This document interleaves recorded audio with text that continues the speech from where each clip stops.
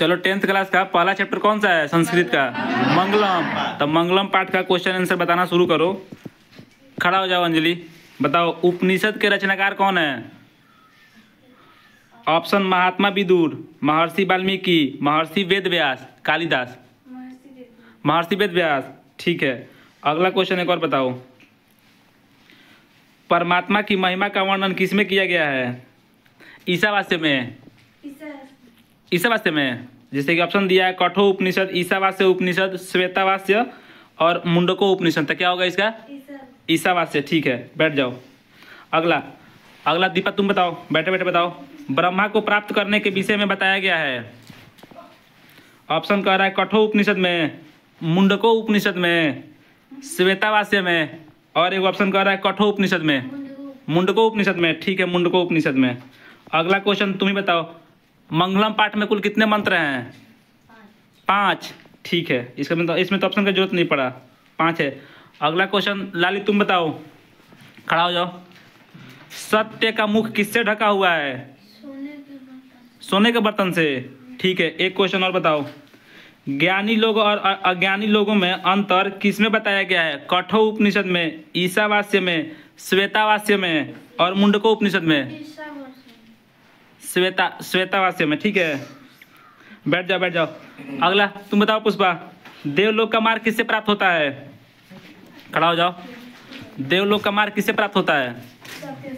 सत्य से, ठीक है। किसकी जय होती है? सत्य की। सारा इजी क्वेश्चन तुम्हारे पे आ जा रहा है। बैठ जाओ। तुम बताओ, खड़ा हो जाओ। तो खड़ा हो जाओ। कह रहा है अणु से छोटा कौन है? आकाश, आत्मा, परमात्मा, संसार। आत्मा क्या है? अणु से छोटा है। कह रहा है कि बैठ जाओ। तुम खड़ा हो जाओ। मृत्यु को वश में कौन कर लेते हैं? विद्वान लोग, ठीक है, विद्वान लोग।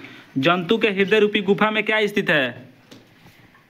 जंतु के हृदय रूपी गुफा में आत्मा, शरीर, तत्व, क्या होगा? आत्मा। अगला मंगलम, बैठ जाओ। तुम पूजा, खड़ा हो जाओ। तो मंगलम पाठ के रचनाकार कौन है? महर्षि वेदव्यास, ठीक है। बैठ जाओ तुम भी।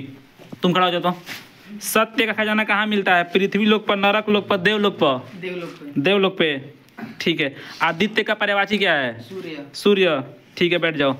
तुम विशाल, खड़ा हो जाओ। तो उपनिषद के अंतिम भाग में किसका वर्णन सिद्धांत है? ऑप्शन दर्शन शास्त्र, पुराण, गीता, अर्थशास्त्र। दर्शन शास्त्र, ठीक है। बहती नदी कहाँ मिलती है बताओ? सरोवर में, नदी में, समुद्र में, तालाब में? समुद्र में, ठीक है। बैठ जाओ। तुम खड़ा हो जाओ आकाश। किसकी जय नहीं होती है? सत्य की। असत्य की जय नहीं होती है, सत्य की हमेशा जय होती है। विद्वान अपना नाम छोड़कर किस में मिल जाता है? सुनो तो पहले। आत्मा में, जल में, परमात्मा में, हवा में। विद्वान अपना नाम छोड़कर किस में मिल जाता है? आत्मा में, जल में, परमात्मा में, हवा में? परमात्मा में, ठीक है। बैठो। तुम खड़ा हो, आकाश खड़ा होगा। तुम ही खड़ा हो, चलो। किसकी जय होती है? सत्य की। तुम्हारे पे तो इजी क्वेश्चन आ गया। ऋषि लोग देवलोक की प्राप्ति के लिए किस मार्ग को अपनाते हैं? जल मार्ग, सत्य मार्ग, ठीक है, सत्य मार्ग। उपनिषद में किस महिमा का वर्णन किया गया है? उपनिषद में किस महिमा का वर्णन किया गया है? पर पुरुष, देव पुरुष, परम पुरुष का वर्णन किया, ठीक है। बैठ जाओ। सत्य से क्या प्राप्त होता है बताओ? सत्य से देवलोक, नरक लोक, पृथ्वी लोक? देवलोक, ठीक है। एक और, हिरण्मयन पात्रेण सत्य धर्माय दृष्टिते किस उपनिषद का मंत्र है? ईशावास्य का, ठीक है। बैठ जाओ। तुम खड़ा हो जाओ। तो साजन तुम बताओ, उपनिषद की संख्या कितनी है? 109, 108, 105, 111, 108, ठीक है। बैठ जाओ तुम भी। अब कौन बताएगा? लास्ट क्वेश्चन को 2 बचा है, तुम ही राधिका बताओ। आत्मा का गूढ़ रहस्य किसमें व्याख्या की गई है? कठोर उपनिषद में, ईशावास्य उपनिषद में, श्वेतावास्य में, मुंडको में? कठोर उपनिषद में। ये पहला चैप्टर कंप्लीट हो गया। संस्कृत का दूसरा चैप्टर सुनाना शुरू करो। कौन सा चैप्टर है दूसरा? पाटलिपुत्र वैभवम। खड़ा हो जाओ साजन। तीसरा बार खड़ा हो रहा है तुम। पटना के किस दिशा में गंगा नदी प्रवाहित होती है? उत्तर दिशा में, ठीक है। गांधी सेतु पुल कहाँ अवस्थित है? पटना में। पटना में, ठीक है। बैठ जाओ तुम खड़ा हो जाओ। पाटलिपुत्र में किस महापुरुष का जन्म स्थल ये है?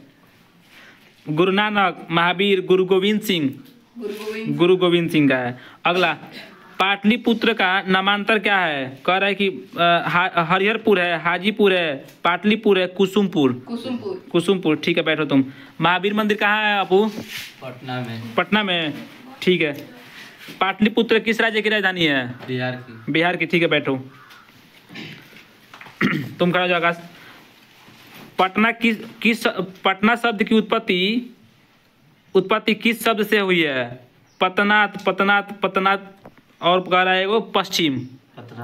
सी वाला ऑप्शन सही होगा, ठीक है। अगला एक और लास्ट क्वेश्चन बताओ तुम। गुरु गोविंद सिंह सिख संप्रदाय के कौन से गुरु थे? कितना नंबर के गुरु थे? ठीक है, बैठो 10वां। तुम खड़ा हो जाओ विशाल। कौमुदी महोत्सव कहाँ मनाया जाता है? वैशाली में, गया में, पाटलिपुत्र में, मुजफ्फरपुर में? पाटलिपुत्र में, ठीक है। पाटलिपुत्र में बैठो। एशिया महादेश का सबसे बड़ा सेतु कौन सा है? गांधी सेतु, ठीक है। बैठ जाओ तुम भी। यूनान का राजदूत कौन था? मेगास्थनीज, ठीक है। तुम और 4-5 क्वेश्चन बताओ। कूटनिम्ताख्य के रचनाकार कौन है? कह रहा है कि कूटनिम्ताख्य के रचनाकार कौन है? क्वेश्चन सही सुन। समुद्रगुप्त, दामोदर गुप्त, चंद्रगुप्त? हाँ, दामोदर गुप्त हैं। पाटलिपुत्र का इतिहास कितना वर्ष पुराना है? 2500 वर्ष। चंद्रगुप्त किस वंश के संस्थापक था? चंद्रगुप्त किस वंश का संस्थापक था? हाँ, कह रहा है कि मौर्य वंश का था, ठीक है। बैठो। अब जैसे तुम खड़ा हो जाओ। किसके शासनकाल में पाटलिपुत्र की शोभा तथा रक्षा व्यवस्था उत्कृष्ट थी? चंद्रगुप्त मौर्य, अशोक, बुद्ध, समुद्रगुप्त? चंद्रगुप्त के समय में। किस समय में? चंद्रगुप्त। नगर की पालिका देवी कौन है? पटन देवी। अगला, पाटलिपुत्र किस नदी के किनारे अवस्थित है? गंगा नदी के किनारे अवस्थित, ठीक है। तुम खड़ा हो जाओ पूजा। किस काल में पटना का नाम पाटलिग्राम था? बुद्ध के समय में, महावीर के समय में, अशोक के समय में? बुद्ध के समय में। राजशेखर के रचनाकार कौन है? काव्य मीमांसा है, ठीक है। हम ऑप्शन दे रहे थे। कह रहा अगला क्वेश्चन, कौमुदी महोत्सव किस ऋतु में मनाया जाता है? कौन सा मौसम में? शरद ऋतु में, ठीक है। बैठो। रानी तुम खड़ा जाओ। गोल घर कहाँ है? कह रहा है पटना, गया, नवादा, बक्सर? पटना में, ठीक है। बैठ जाओ। तुम खड़ा हो जाओ। तो सिखों के 10वें गुरु कौन से हैं? गुरु गोविंद सिंह, ठीक है। और एक बताओ तुम, किस काल में पटना का नाम प्रसिद्ध हुआ था? मध्यकाल में, प्राचीन काल में, आधुनिक काल में? इनमें से कोई नहीं। मध्यकाल में हुआ था। बैठो। पाटलिपुत्र का बुद्ध काल में क्या नामांतर था? बुद्ध के समय में क्या नाम था पटना का? पटना, पाटलग्राम, पाटलीग्राम था, ठीक है। पाटलिपुत्र वैभवम पाठ में किस नगर का वर्णन है? पाटलिपुत्र वैभवम पाठ जो है किस नगर के बारे में बताया गया है? पाटलिपुत्र वैभवम में गया, नवादा, आरा, पाटलिपुत्र, ठीक है। ये चैप्टर हो गया। बैठो तुम भी। अगला चैप्टर है जो 3rd नंबर वाला अलस कथा है। अलस कथा का तुम खड़ा हो जाओ। अलस कथा का क्वेश्चन बताओ। वीरेश्वर नाम का मंत्री कहाँ रहता था? पाटलिपुत्र में, मिथिला में रहता था, ठीक है। आलसियों को कौन अन्न और वस्त्र देते थे? जो अलस कथा पाठ है, कितने आलसी थे? 4 आलसी थे ना उसमें। तो उनमें उनको अन्न और वस्त्र कौन देते थे? बुद्धिवीर, कर्मवीर, धर्मवीर, वीरेश्वर देते थे। बैठो। अलस कथा जो तुम खड़ा हो जाओ। अलस कथा जो है किस प्रकार की कथा है? व्यंग्यात्मक, हसात्मक, कारुणिक? उपयुक्त कोई नहीं। हसात्मक, व्यंग्यात्मक है, ठीक है। और बताओ, गरीबों और अनाथों को प्रतिदिन भोजन कराते थे कौन? ऑप्शन, बुद्धिवीर, कर्मवीर, धर्मवीर, वीरेश्वर। अलसशाला में क्यों आग लगाई गई थी?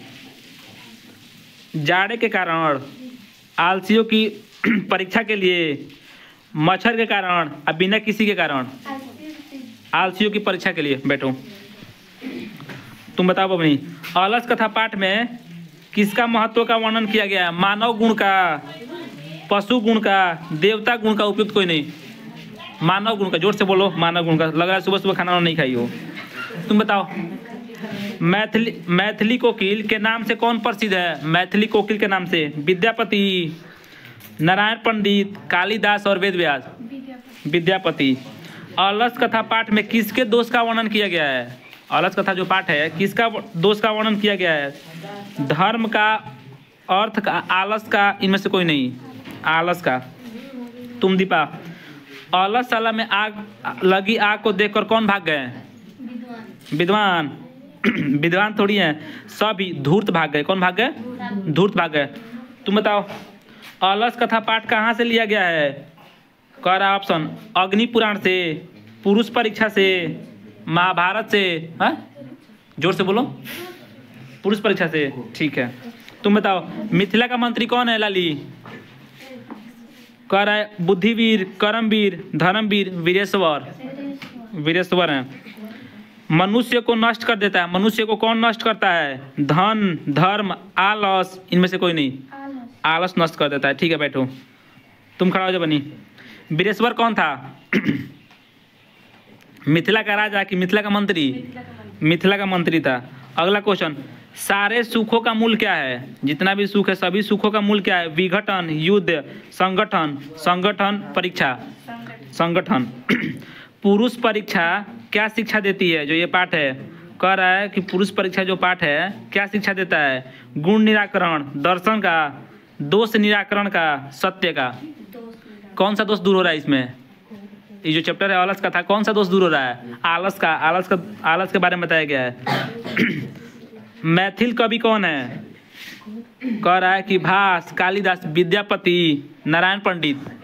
विद्यापति। बैठो, खड़ा हो जाओ। आलसी पुरुष कितने थे? तुम पे तो बहुत इजी क्वेश्चन आ गया। 4। कितने थे आलसी पुरुष? 4। बनावटी आलस दिखाकर कौन भोजन ग्रहण करते थे? विद्वान, धूर्त।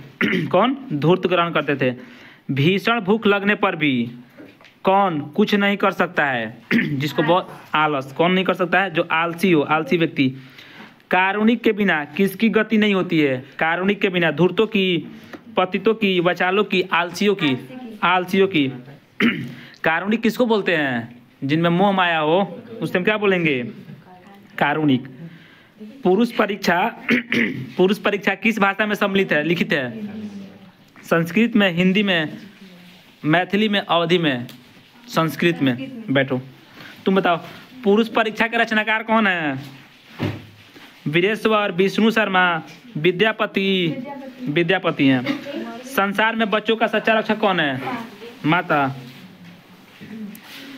अलस कथा पाठ के लेखक कौन है? विद्यापति हैं। ठीक है। लास्ट क्वेश्चन बताओ इस चैप्टर का। पुरुष परीक्षा ग्रंथ में कितने गुणों का वर्णन है? किसके गुणों का वर्णन है? पुरुष परीक्षा। हाँ, आलसियों का, नहीं तो मानव का। क्या हो जाएगा? मानव ऑप्शन में है तो मानव के गुणों का। ठीक है, हो गया।